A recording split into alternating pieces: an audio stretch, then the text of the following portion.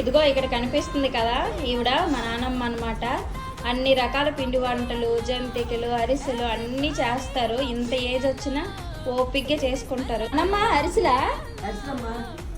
మరి ఈ ముద్ద ఎలా చేస్తాము చెప్తావా? కొలతలు 4 కేజీలు నానబెడతామమ్మా.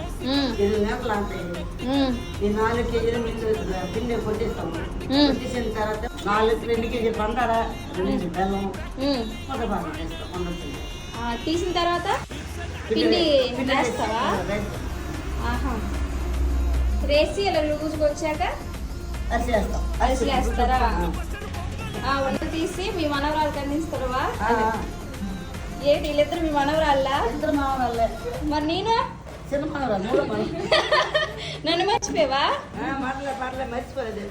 పెద్ద పేరు చెప్పాలి కదా, పెద్ద పేరు చెప్పాను. ఇద్దరు అక్కలు